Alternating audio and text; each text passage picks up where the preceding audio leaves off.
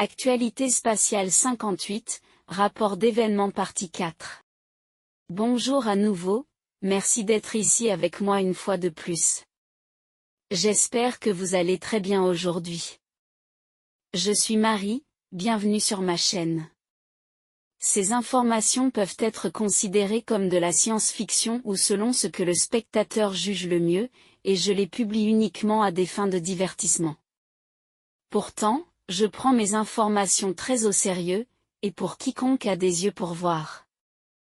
J'écris ceci le matin du 27 décembre 2024. Ceci est une continuation directe de la troisième partie, rapport d'événements des nouvelles spatiales 55, partie 03, ainsi que des parties 1 et 2. Dans ce rapport d'événements, je vais enfin révéler qui est derrière les attaques violentes contre mon groupe et la tentative d'assassinat contre 3 personnes, dont moi-même. Tejta a été une cible majeure pour la cabale terrestre depuis très longtemps. Pourquoi cela est ainsi fait l'objet de nombreuses spéculations, car on dit que Tejta est perçu comme un point faible qui pourrait être utilisé comme un tremplin pour envahir l'ensemble du système stellaire des Pléiades M45. À mon avis, la raison est bien plus simple, c'est parce qu'un groupe corrompu de Tégétiens a coopéré avec la cabale terrestre et, par conséquent, ils essaieraient de leur donner Tejta en échange de pouvoir. La cabale n'aurait pas pu utiliser une autre civilisation pléiadienne, comme les Solaciens ou les Angans, entre autres, simplement parce qu'ils n'ont aucun accès aux membres de leur société. Leur quête pour envahir Tejta remonte aussi loin qu'à l'Égypte ancienne, à 2 moments historiques, l'un autour de l'époque de la reine Néfertiti et du roi Akhénaton, et l'autre à l'époque de la reine Cléopâtre, qui a fini par offrir l'Égypte à Rome sur un plateau d'argent, mettant ainsi fin à cette civilisation. Et Rome n'est rien d'autre que la cabale. Ensuite, ils ont tenté d'envahir Tejta une fois de plus en utilisant l'Allemagne durant les décennies de 1930 et 1940. Vous savez qui était au pouvoir à cette époque et en utilisant beaucoup de connaissances secrètes, y compris la magie noire et ainsi de suite.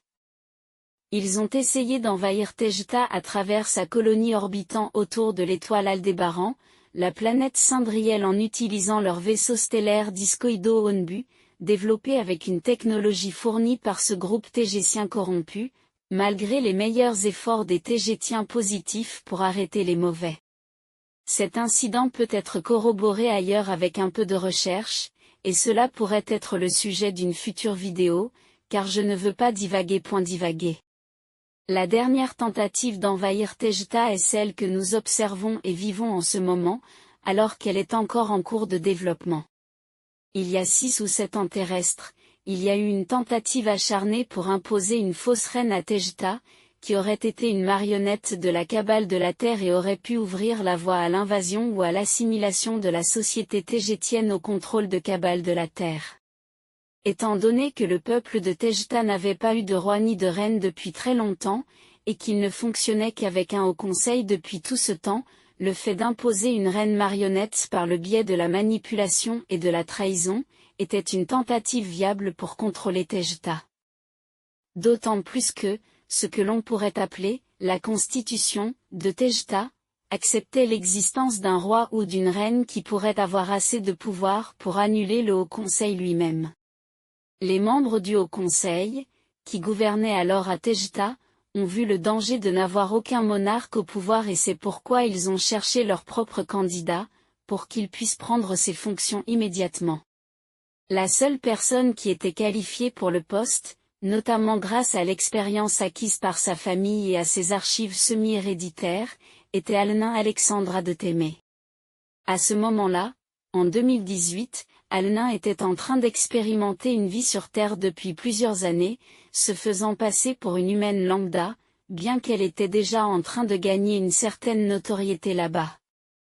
Alnin Alexandra a donc été extraite de la Terre, elle a été mise au courant de tout ce qu'il se passait, des tentatives de la cabale de placer une reine marionnette sur le trône de Tejta et elle a été rapidement couronnée 71e reine de Tejta. Avec ça, le camp régressif s'est vu refuser la possibilité d'imposer une monarque marionnette qui aurait coopéré avec la cabale de la Terre. Et comme on peut s'en douter, Tout cela a créé beaucoup d'agitation politique à Tejta à cette époque. Ou en tout cas, c'est ce que l'on nous a fait croire.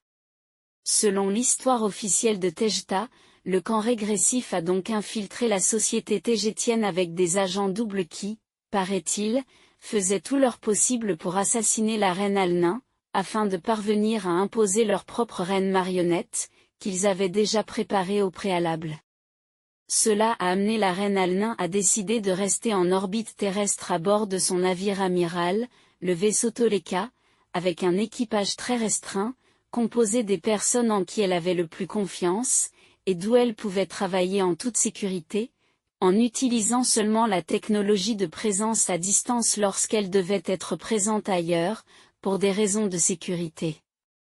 Ou tout du moins, elle l'utilisait autant que ça lui était possible. Et cette décision avait été fortement encouragée par les nouveaux membres du Haut Conseil tégétien, qui ont également pris leurs fonctions à ce moment-là, en destituant la majorité des anciens membres. Et pour l'instant, je ne sais pas encore exactement comment ils ont procédé pour les destituer. Bien que la reine Alnin était en sécurité, ou en tout cas relativement à l'abri, à bord de son vaisseau spatial Toleka, qui agissait comme une forteresse médiévale, cela avait aussi pour résultat de la maintenir prisonnière. Et à chaque fois qu'elle n'avait pas d'autre choix que de quitter son vaisseau pour participer physiquement à une réunion officielle ou à un événement similaire, elle regardait toujours par-dessus son épaule, s'attendant à une tentative d'assassinat. 6 années terrestres se sont écoulées, de 2018 à 2024, qui sont les années durant lesquelles ce contact a eu sa plus grande activité, principalement par l'intermédiaire de Robert de la Chaîne, d'Espejando Enigma, et de Gozia de la Chaîne, Cosmic Agency, comme un produit ou une conséquence collatérale de l'échec artificiel du fameux projet de la Fédération Galactique intitulé « Projet Premier Contact ». Durant tout ce temps, la reine Alnin n'a pratiquement jamais quitté la sécurité de son vaisseau Toleka, où elle vivait avec une moyenne de 30 personnes en qui elle avait le plus confiance. Le problème est que les vaisseaux stellaires, en particulier les grands vaisseaux comme le, nécessitent un équipage important pour pouvoir fonctionner efficacement, ou bien ils tombent dans l'abandon et des problèmes mécaniques commencent à apparaître de partout. Car malgré tous les efforts qu'il peut déployer, un équipage de 30 personnes n'est pas suffisant pour répondre aux exigences de base de ces vaisseaux en matière d'entretien. Vivre à l'intérieur d'un vaisseau stellaire avec très peu de gens, est également difficile psychologiquement, en particulier pour la reine Alnin, qui ne pouvait pas quitter le vaisseau sans craindre pour sa vie. Et en même temps, le vaisseau lui-même a commencé à accumuler des problèmes de toutes sortes, provoqués par un manque d'entretien adéquat. Le Toleka s'est détérioré au point où il y avait en permanence des fuites d'eau dans toutes les zones et les ponts habitables. Cela était dû au fait que tous les croiseurs lourds de classe Toleka du premier lot de construction ou production, avaient leurs réservoirs d'eau principaux placés sur et devant le pont du hangar principal, parce que l'eau est un très bon bouclier contre les radiations et les particules spatiales. Le problème avec ce design, c'est que les très grands réservoirs d'eau se trouvent au-dessus des zones habitables, donc s'il y a un problème ou une défaillance dans les conduites d'eau, les vannes ou les réservoirs eux-mêmes, la fuite inonde largement les ponts des zones habitables en dessous. Cela est arrivé il y a quelques années au vaisseau Ritol, qui est le deuxième vaisseau Toleka Lo-1 à avoir été construit, quand il a eu un problème avec ses réservoirs d'eau, qui ont fini par inonder plusieurs ponts. À tel point que l'équipage s'était retrouvé, en gros, dans un vaisseau coulant dans l'espace, qui avait dû être réparé avec des plongeurs. Ce problème de réservoir d'eau est maintenant résolu dans les vaisseaux stellaires très améliorés de classe Toleka Lo-2, également connus sous le nom de classe Sadikleia, dont seulement 2 ont été construits jusqu'à présent, le Sadikleia lui-même et le Big E, qui n'est qu'un surnom, parce que je ne suis pas encore prête à révéler son vrai nom. Comme le Toleka vieillissait, et que la reine Alnin était également de plus en plus fatiguée par toutes les exigences qu'elle avait en tant que reine, et par le fait de ne pas pouvoir les remplir correctement étant donné qu'elle était coincée dans un vaisseau, elle a vu la nécessité de trouver une remplaçante, et c'est alors que j'ai été nommée princesse héritière d'Alnin. Le fait que j'accepte ce rôle a beaucoup attiré l'attention des médias de Tejta, comme on pouvait s'y attendre, donc Al-Nain a dû ouvrir les portes de son vaisseau forteresse aux gens des médias et aux politiciens de Tejta, ce qui a conduit le vaisseau Toleka à être inondé d'étrangers. C'est là que la reine Al-Nain est tombée malade d'une étrange infection de l'estomac, qui a d'abord été attribuée au fait d'avoir consommé des aliments, plus exactement des fruits, qui avaient été contaminés par des déjections, pour ne pas dire du caca, d'oiseaux moguiers. Comme la reine Al-Nain ne pouvait plus assumer son rôle de leader à cause de sa maladie, elle m'a nommée princesse reine, autrement dit, reine par intérim, en son absence. Elle est tombée tellement malade qu'elle n'a pas eu d'autre choix que de se mettre dans un caisson médical humide pour 3 mois, car elle était en danger de mort, étant donné qu'elle ne réagissait pas bien aux traitements alternatifs. C'est à ce moment-là que la reine Al-Nain a officiellement abdiqué son trône devant le Haut Conseil de Tejta et qu'elle m'a fait passer de princesse reine héritière à totalement reine de Tejta. C'est à peu près à cette période que le vieux vaisseau Toleka a été remplacé par le nouveau vaisseau Sadikleya. Quelques semaines à peine après mon couronnement en tant que reine, je suis également tombée gravement malade, d'un étrange diabète de type 1, que j'avais apparemment depuis quelque temps mais qui n'avait jamais été diagnostiqué, malgré mes multiples symptômes. Ma santé allait de mal en pis, d'autant plus que la médecin du vaisseau faisait tout pour la faire empirer. Oui, j'ai bien dit, empirer, et pas, améliorer, compromettant ainsi ma capacité de leadership. Jusqu'à ce que les chats, Urma interviennent et m'emmènent à bord de leur vaisseau spatial, pour me soigner par une procédure astrale très singulière, comme je l'explique en détail dans mes vidéos sur la façon dont les Urma m'ont guéri. Le simple fait que les Urma m'aient sorti du vaisseau spatial Sadikleya, a ouvert mon esprit à de nouvelles perspectives, notamment par rapport à mon rôle de reine de Tejta, par rapport à la vie et à la mort, par rapport à l'astral et à bien plus encore. Mon diabète de type 1 a guéri presque immédiatement.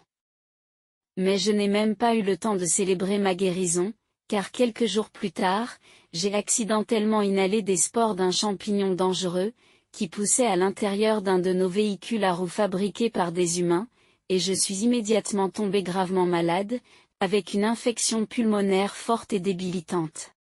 Plus tard, nous avons découvert que ces champignons microscopiques avaient été artificiellement semés sur les sièges du véhicule, avec la pleine intention de m'infecter. Ensuite, tout le reste de l'équipage du Sadikleya a commencé à tomber gravement malade, avec des symptômes sévères ressemblant à ceux de la grippe, et avec une horrible infection intestinale et gastrique, moi y compris, ce qui a fait que tout le vaisseau est devenu inopérant. Bien qu'il ait été découvert plus tard que l'infection de l'estomac et des intestins dont nous avons tous souffert, avait été créée artificiellement, comme une psychose collective autocorroborante et autosoutenue, induite comme une attaque astrale, les symptômes et la souffrance étaient très réels, et n'ont pas disparu facilement. Comme tout le monde à bord du Sadikleya était terriblement malade, et que le vaisseau ne pouvait pas fonctionner sans un équipage viable, j'ai été obligé de passer le commandement de toute la flotte tégétienne qui se trouve en orbite autour de la Terre, à un officier de haut rang, le capitaine de grade 5 Goriel de Témé. Un capitaine de grade 5 à Tejta est l'équivalent d'un amiral sur Terre. Goriel a vu la nécessité d'enclencher le protocole 827, qui exige de tout leader militaire compétent d'extraire le roi ou la reine tégétienne d'une installation, d'un bâtiment ou d'un vaisseau stellaire, s'il est prouvé que son équipage est inopérant, inapte ou incompétent. Goriel et ses équipes militaires m'ont sorti du vaisseau Sadikleya et m'ont emmené dans leur vaisseau, l'Alcyon, pour que son personnel médical compétent et nombreux puisse me soigner. Goriel a ensuite porté secours au reste de l'équipage du vaisseau Sadikleya, comme je l'ai décrit en détail dans mes 3 autres vidéos de rapport d'événements. De nouveau, comme cela s'était produit quand les Urma m'ont sorti du Sadikleya pour me soigner, le fait de me retrouver dans un autre vaisseau, l'Alcyon, et entouré d'un équipage très différent et super efficace, a ouvert mon esprit à de nouvelles perspectives, me permettant également de grandir en capacité et en habileté en tant que reine. Car j'ai clairement senti mon esprit s'expanser du fait d'être exposé à autant de nouvelles perspectives et potentialités. À bord de l'Alcyone, j'ai été témoin de comment était et agissait véritablement le peuple tégétien, comparé à l'équipage réduit du Sadiq Leia. Et en conséquence de toutes ces nouvelles expériences, j'ai senti une croissance de conscience, très semblable à ce que peut expérimenter un jeune adulte sur Terre lorsqu'il quitte sa maison d'enfance pour s'installer dans une nouvelle ville pour étudier ou travailler. Je me suis soudain retrouvé seul et dans un vaisseau étranger, où je n'avais jamais séjourné auparavant, et devant assumer toute la responsabilité non seulement de moi-même, mais aussi de mon rôle difficile de reine de Tejta. En d'autres termes, j'ai dû soudainement grandir et devenir une adulte. Le fait de grandir en conscience, en possibilité et en connaissance de soi, pendant que je vivais parmi de nouveaux Tégétiens à bord du vaisseau Alcyone, m'a aussi fait prendre conscience de beaucoup de choses inconfortables à propos de la politique et des politiciens tégétiens, en particulier ceux du Haut Conseil. J'ai soudain réalisé que le Haut Conseil tégétien avait délibérément menti à l'ancienne reine Alnin, et plus récemment à moi-même, sur des questions extrêmement importantes, dont beaucoup étaient des questions de vie ou de mort. Et par là même, ils avaient délibérément déformé l'image que nous nous faisions de tout ce qui était en train de se passer dans la société tégétienne, mais aussi de la culture tégétienne elle-même. À mesure que je progressais dans le processus de comprendre ce qui était en train de se passer et pourquoi le Haut Conseil me mentait, et qu'il avait aussi menti à Alnin et à son groupe durant la majeure partie de ces 6 années, j'ai longuement discuté de tout cela avec mes nouveaux amis à bord de l'Alcyone. J'ai alors réalisé que cela faisait plusieurs années que le capitaine Goriel et son ami proche, le capitaine Talais du vaisseau Astérope, étudiaient la situation du Haut Conseil et montaient un dossier hyper solide contre ses membres, en rassemblant des tas d'informations et de preuves. Et l'occurrence, et d'après ce qu'ils m'ont exposé, le Haut Conseil de Tejta avait été infiltré par les forces de la Cabale de la Terre, conjointement avec des personnages très sombres de la Fédération Galactique, dans une manœuvre très habile pour s'emparer de Tejta. Le Haut Conseil avait négligé l'armée tégétienne depuis 6 ans, en affirmant qu'elle n'était pas nécessaire, et qu'elle n'était pas, je cite, spirituelle comme on l'attend d'une société avancée, affaiblissant ainsi la capacité des Tégétiens de se défendre. Le Haut Conseil avait donc cherché délibérément à affaiblir la résistance et les capacités de combat de l'armée tégétienne, et avec elle, de toute la population tégétienne, en faisant d'eux les victimes idéales d'une nouvelle tentative d'invasion. Le capitaine Goriel et le capitaine Talais m'ont laissé parvenir à mes propres conclusions, avant de m'exposer leur point de vue et de me présenter l'ampleur des preuves. De ce fait, ils n'ont pas eu besoin de me convaincre de quoi que ce soit, puisque j'ai pu voir clairement tout ça de mes propres yeux. Mais cela n'était devenu possible que parce que j'étais à bord du vaisseau Alcyone et que je n'étais plus immergé dans la bulle distorsionnée du Sadiq Leia et de son équipage super restreint. Dorénavant, le complot d'invasion était clair pour nous. Le Haut Conseil avait été infiltré par des forces régressives qui coopéraient avec la Cabale de la Terre et des personnages louches de la Fédération Galactique. Ils avaient réussi à tromper et manipuler avec des mensonges, la reine Alnin et son petit personnel, en leur faisant également croire qu'elle serait assassinée si elle s'aventurait à quitter le vaisseau Toleka. Avec cette tactique de peur, il la contenait dans un vaisseau spatial, limitant sa capacité d'action et permettant également au Haut Conseil tégétien d'être infiltré, pour créer une fausse réalité autour d'eux, et qu'ils puissent mener à bien leur plan d'invasion sans rencontrer aucune résistance. Tout ce que les membres du Haut Conseil disaient à l'ancienne reine Alnin, comme par exemple les connaissances qu'ils avaient de chaque situation et de là où elle pouvait agir en tant que reine, était délibérément et habilement limité. Mais Goriel et tous ses nombreux amis militaires, y compris ceux qui étaient à Tejta, pouvaient seulement recueillir des informations et des preuves en utilisant leur intelligence militaire efficace. En effet, ils ne pouvaient pas agir contre le Haut Conseil, étant donné qu'il était aussi pour Tejta le tribunal ou la Cour suprême de justice. Donc tout ce qu'ils pouvaient faire était d'attendre une occasion de révéler tout cela à quelqu'un ayant la capacité juridique et le pouvoir pour agir contre le Haut Conseil. Et ce quelqu'un, c'était moi. Ils ne pouvaient pas s'adresser à l'ancienne reine Alnin pour lui exposer tout cela, car ils ne savaient pas comment elle réagirait et ce qu'elle penserait de tout cela, parce que les militaires tégétiens savaient qu'elle était sous l'influence de la manipulation du Haut Conseil et de ses mensonges. Donc ils ne pouvaient pas prendre le risque. Au fil des jours, je me suis remise de la plupart de mes problèmes de santé à bord du vaisseau Alcyone et j'ai rassemblé mes forces. Je savais que je n'avais pas d'autre choix que de me confronter directement aux membres du Haut Conseil tégétien. D'autant plus qu'ils ont commencé à exiger de nous, le capitaine Goriel et moi, un rapport sur l'état de la situation ici, que nous n'avons pas remis comme prévu, car cela aurait impliqué que nous savions ce qu'il se passait avec le Haut Conseil. Mais comme leur impatience grandissait, j'ai été contrainte de les affronter directement. Je suis allée dans la salle de présence à distance avec le capitaine Goriel et le capitaine Tallet, et nous nous sommes dirigés vers le Haut Conseil pour une réunion d'urgence. Tandis qu'ils exigeaient qu'on leur dise ce qu'il se passait à l'intérieur de nos vaisseaux en orbite autour de la Terre, moi j'ai exigé qu'ils m'expliquent pourquoi ils avaient menti à Alnin et à son groupe pendant des années. Et pourquoi ils m'avaient menti à moi, plus récemment. Tout cela avec des preuves entre les mains. Les 20 membres sur 24 du Haut Conseil qui étaient présents, ont commencé à être sur la défensive et à se mettre très en colère. Et tout d'un coup, ils ont commencé à m'accuser d'être trop jeune et incompétente pour être reine, et d'abuser de mon pouvoir.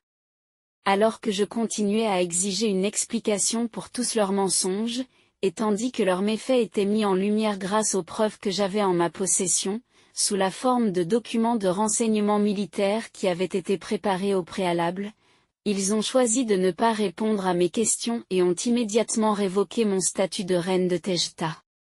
Ils ont dit que je n'étais plus apte à être la reine de Tejta et qu'à partir de cet instant, je ne l'étais plus. Donc je n'ai pas eu d'autre choix que de promulguer et d'activer le protocole tégétien 627, qui stipule que le roi ou la reine de Tejta peut annuler l'autorité du Haut Conseil si la situation l'exige. Le Haut Conseil était indigné et a exigé mon arrestation immédiate, mais comme j'étais là-bas par le biais d'une présence à distance, ils ont ordonné au capitaine Goriel et au capitaine Tallet de m'arrêter immédiatement. Heureusement, ceux-ci étaient de mon côté et ne leur ont pas obéi. Ils sont juste restés là à regarder tous les membres du Haut Conseil, jusqu'à ce que je dise, c'est vous tous qui êtes arrêtés pour haute trahison contre le peuple tégétien. Et à ce moment-là, le capitaine Goriel a touché son communicateur sur un insigne qu'il portait sur sa poitrine et il a dit, allez-y. Et là, toute l'armée tégétienne qui se tenait prête à intervenir de l'autre côté du fleuve, à quelques mètres seulement du bâtiment du Haut Conseil dans la ville de Toleka, est entrée en action. Ils ont entouré le bâtiment circulaire du Haut Conseil et ils sont entrés pour arrêter ses membres. Bien sûr, les membres du Haut Conseil avaient un grand dispositif de sécurité autour d'eux, avec des individus armés qui leur étaient fidèles, donc une fusillade était inévitable. Mais elle a duré peu de temps, car ils ont rapidement été mis hors d'état de nuire par les militaires beaucoup plus nombreux et fidèles à Goriel et à moi. Les gardes du Haut Conseil se sont rendus juste après que les militaires aient envoyé des vaisseaux de combat armés pour apporter un soutien aérien. Quand ils sont arrivés, le jeu était fini pour eux. Le magnifique bâtiment du Haut Conseil a été endommagé pendant la fusillade, et beaucoup de ses colonnes en marbre et fenêtres en vitraux décoratifs ont subi de grands dommages, mais il n'y a pas eu de victimes, seulement des blessés. Principalement grâce au fait de porter, dans les deux camps, des combinaisons avancées et blindées, par balles et par tir d'armes à plasma. 20 des 24 membres du Haut Conseil ont été placés en détention militaire, et les 4 autres qui étaient absents, sont devenus des fugitifs. Il y a quelques jours, un de ces 4 membres a pu être capturé, mais les 3 autres sont toujours en fuite au moment où j'écris ceci. Comme le montrent les preuves des renseignements militaires, les membres du Haut Conseil sont confrontés à de graves accusations, notamment. Haute trahison contre le peuple de Tejta. Planifier une invasion contre Tejta. Conspirer avec des forces ennemies connues. Abus de pouvoir. Se faire passer pour la reine Marie devant les médias de Tejta. Aider un criminel très dangereux à s'échapper. Planifier le renversement de la reine Marie. Et avoir planifié et exécuté les tentatives d'assassinat contre l'ancienne reine Alnin, contre la reine actuelle Marie, c'est-à-dire moi-même, et contre un chef militaire de haut rang qui nous est loyal, Dorka Hallel. Voici quelques-unes des innombrables accusations qui pourraient remplir une vidéo entière. Oui, c'est le Haut Conseil tégétien lui-même qui a planifié les attaques astrales et aussi les attaques pas si astrales, contre nous tous dans le Sadikleya. Elles ont été habilement réalisées grâce à des connaissances ésotériques avancées, et par le biais d'entités régressives du bas astral, en utilisant ce que les humains appelleraient de la magie noire, qui incluait aussi l'utilisation de poupées vaudou contre Alnin, Dorka Hallel et moi. Des poupées qui ont ensuite été découvertes et neutralisées. Elles avaient des lames de coupe, de la marque humaine Xacto, plantées dans leur ventre, leur gorge et leur tête.